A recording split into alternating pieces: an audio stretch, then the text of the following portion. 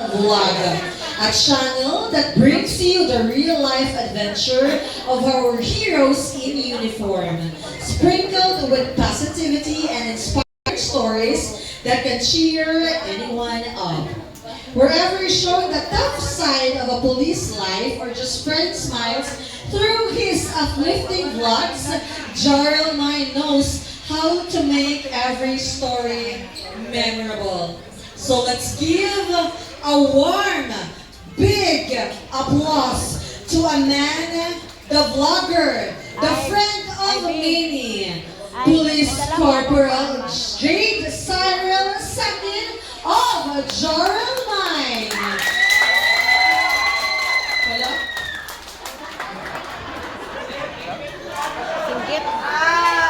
A round of applause for him.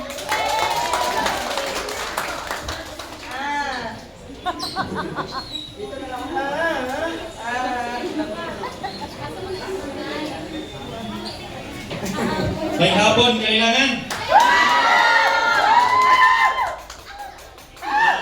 Unang-una sa tanan, mapasalamaton ko, uban sa akong wife, uban sa mga kasid sa akong wife, ug soon sa akong wife, na nakatari karon. Gusto ko nila makalaag diri, makita, ma-witness ang kailangan vloggers. Thank you kayo sa inyong warm welcome, kailangan vloggers. Gigahinan nyo lang mo yung time para makaano lang ni makihimamat sa inyo ha. And of course, kung namin ma-share karon hapon na, at least makakabang po sa inyo. And of course, mapasalamaton sa me sa inyo very active na president, si Ma'am Panis Dilay. Siya gilang na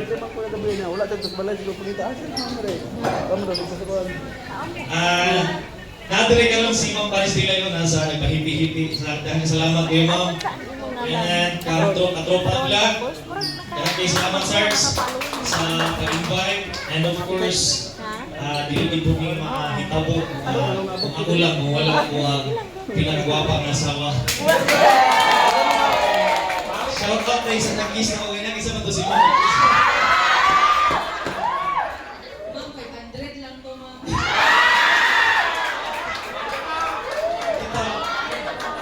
Huwag expect na inani kabibo, inani kadaghan ang kailangan vloggers. Namin karon para masuporta sa inyo and before na ako makalimutan, Team Karay sa lamian kayo nga paniud to. Bisaya mo. Salamat kayo mga. Thank you kayo. Asa ko magsugod. By the way, so wala pa nang kaila sa kuha akong tibag ng pangalan is ako si Police Corporal Jake Cyril Sakin, uban sa kuwang wife, si Police Corporal Jacel Kim Milia Sakin. So, namin din karon para mag-share. Dili para ipasigar ko kung unsay nata. Kundi i-share kung unsay ay ang Facebook man gud wala siya standard. It so happen lang siguro na kana bitaw medyo na ang kapel parihara kita tanan. So karon i-share po namo unsay amo ang na-experience sa Facebook. So dili ka magsugod. Jarl Mine is dili na akong pangalan. It's a combination sa pangalan ako ug sa pangalan sa akong wife. Jarl Mine stands for Ja stands for Jacel and Rick stands for Cyril. Kay Cyril mo ko. Jake Cyril din. Ang Mine is ang kuwang apelido. Ako lang mo English ba kay Sakin man. So muna ang Mine. Matawagan ko Jarl nga.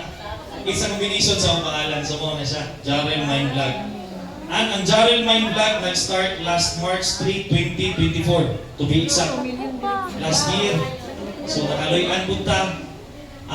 By the way, magpasalamat, gusto lang pasalamatan sa inyo kay na-reach na to ang 2 million followers kahapon. Salamat kayo sa inyong suporta, sa inyong sulit ug legit na suporta. And, it's ko man, kanang trika magsugod sa nganong na naka-decide ni nga mag-vlog. Way back January 2022, naiusak ka area dito sa nagumbaan to bigsak na barangay sa Marabat. Naiusak ka payout to sa mga seniors. Usok kay ulan. Ay usa ka senior dito nga ning baba gikan sa taas Pag-abot nga dito sa ubos, basa kay siya. Kaya kami ato is, among task ato is kanang provide og area security kay siyempre tama na ang kuan. So namin dito, pag-abot dito sa kuan sa katong pingulang, basa kay siya. And then it's so happy nga pagtanaw sa listahan, wala na ang iyahang pangalan. Kay wala pa rin siya nakapa-register. So sunod pa rin ang payout ang iyahang pangalan. So kami, mura may gikumot ang kasing-kasing pag, uy, Uya, puno, gikan ba sa buko, ningan nila kuhan. So mo to, ako, akong wife, naka-decide last 2022, wala pa may naglagan ang gusto na ko sa akong birthday, February 18, dito na ko i-celebrate akong birthday sa mga senior citizen. So mo to, ingat to mi og dagumbaan, dito mi nag-celebrate sa akong birthday. Kanang lami kay sa heart day no nga kanang dito makita nimong tigulang ba nga bisag simple lang nga thank you. Tulog kay sa imong dugan. Sumoto mo. Lami na kayo. So dito nagsugod tuloy-tuloy.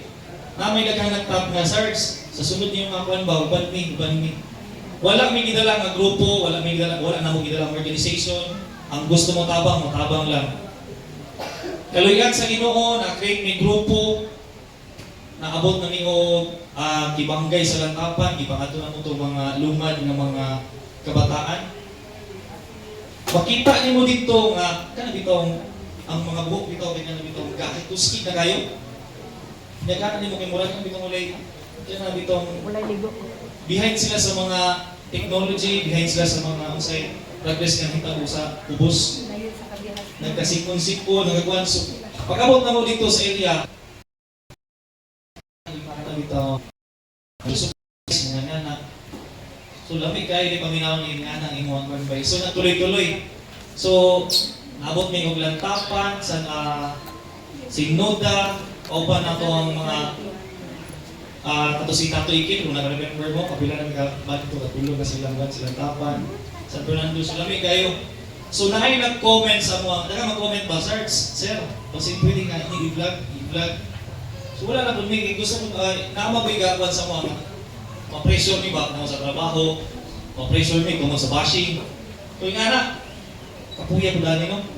Pero may one time na nagkuhan nga, what if ato kang ipalayo no? Kay kung mo conduct mo kag outreach program, matag ka extend ka mga help sa mga inmate, kinahanglan din na siya og budget. Nya pila ra ba taon natong sweldo is igo-igo ra man pod. So mo to, naka-decide mi nga what if atong i-vlog no, basi di makita na ay mga heart na ma-touch tungod sa atong vlogging. So mo to, gitry na mo ang vlogging. Gitry na mo ang it's so happy lang po nga once nga maka-content ang mga anak, daghan og mag-extend sa ilang mga panalangin. Labi na gyud sa mga OFW. Grabe gyud ang ilang tabang. Una nga isa po ang mga OFW na nakahatag sa mga tabang through sa mga kanang ginahatag nila gina-extend nila nga blessings. So isa po na siya. So mao to, ga-vlog me, wala me nag-expect na mabot ni karon kay last March 3 start me. Pag-abot na mo o September 2024 last year, restricted na mo account. Dili sa mo taas, dili pud sa mo ubos. So maintain lang yun. So pati ka ng murag hopeless, di ba?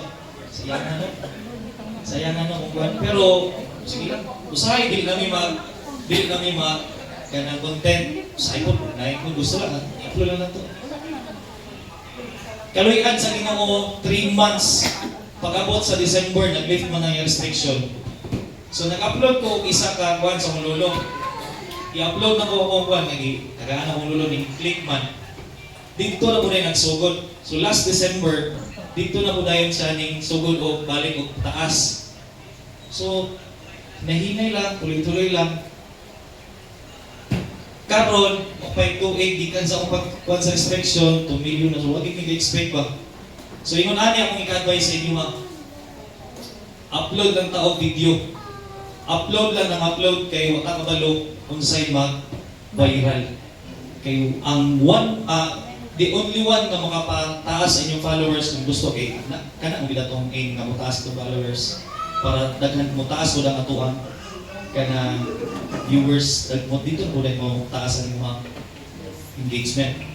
Ang number one thing na makapataas atong engage sa atuang followers is viral video. Wa gilain. Viral video ra gyud. So mo na nakita ayaw pag-isipin kung mo upload ta. Uy, okay na upload. As long as gusto nimo, as long as wala tayong itapakan nga tao, as long as kana bitaw happy ka sa gibuhat upload lang. Kay wa ta kabalo kung say mag-viral magud. Libog ka kini si Facebook. Masahay mag-expect ka viral siguro ni. Dili ba noon? Kung di ka mag-expect, galit ka sa mga. Diba? Pero ayun na punto mabuhubo nga. Ultimo nangihi. Nagbusagat na lang ang kwan ba? Gusto ko lang kayo. Bitaw. Una-una, Wala ko nagtanong di ano na sige vlog siya di know your purpose. siya. Gablag ka unsa imong purpose. Gablag ka kay gusto nako. Gablag ka kay imong passion. Gablag ka kay gusto ka mo tabang. Gablag ka kay wala lang, gusto lang ako express so, then do it. Walay nagbawal sa tuwa. As long as wala tayong tapakan nga tao, wala ta kana. Kuan lang. Post lang ng post. Ang ikaduha is kung mag-post ta, tan-awan ninyo ang inyong kanang insights kato sa inyong written kung sa mga adlaw kusog kung sa mga adlaw kung sa mga orasa kanang taas sa inyong views kana siya. Then kung mag-vlog ta, since yung vlog mong kitatanan, invest sa inyong mga cellphone or cameras. Kay mo og na siya number one. Kay the more nga clear ang inyong kuha, dili na sa ingon patasanay kanang bitaw video. As long as na ang thought sa inyong video, bisan mag 5 seconds na, bisan pa o unsa na kamubo, as long as na ang thought, clear ang inyong video, good, i-upload na natin yun.